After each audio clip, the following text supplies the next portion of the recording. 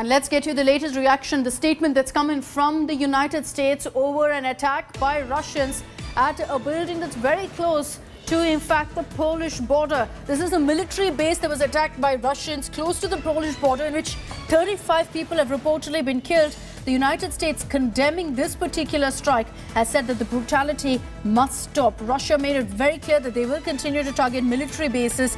In this particular instance, 35 people reportedly were killed in this strike. What's also got US concerned is the fact that this is close to the Polish border. Zelensky's already put out several warnings saying that if the United States and the NATO doesn't go ahead and impose a no-fly zone, it's only a matter of time before you actually see this particular areas of Poland and several other allies also being targeted.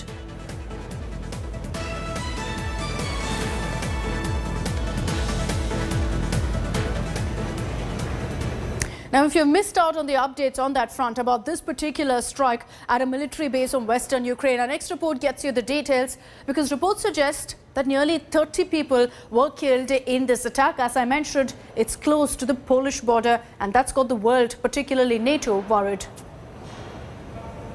A Russian airstrike hit a large military base in western Ukraine on Sunday, extending the conflict into new areas. At least 35 people died and more than 130 were wounded, according to regional governor Maxim Kozitsky. He said Russian planes fired around 30 rockets at the facility, but some were intercepted. Reuters was unable to verify his statement. Britain said the incident at the extensive Rivalries base, just 15 miles from the border with NATO member Poland, marked a significant escalation. It also heightens fears that Russia's invasion of Ukraine could spill over into neighbouring NATO member states. US President Joe Biden has previously said NATO would defend every inch of its territory if that happened. Intensive Russian attacks have been reported around the country. In Chernihiv, around 100 miles northeast of Kyiv, firefighters rescued residents from a burning building after heavy shelling. Verified video from Ukraine's emergency services showed. Moscow denies targeting civilians.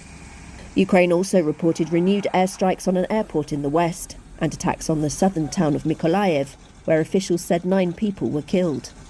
Ukraine's human rights monitor said Russia used phosphorus bombs in an overnight attack on the town of Popasna in the eastern Luhansk region. Reuters has not verified those reports. In the southern port city of Kherson, more than 400 people were detained by Russia's National Guard as they protested against Russia's occupation of the area, according to Ukraine's military high command. Despite the violence, both Russia and Ukraine said they thought progress could be made at peace talks, 18 days after Moscow launched what it calls a special military operation. A Ukrainian delegate said Russia was beginning to, quote, talk constructively, and results were possible in a matter of days. A Russian delegate also said they'd made significant progress.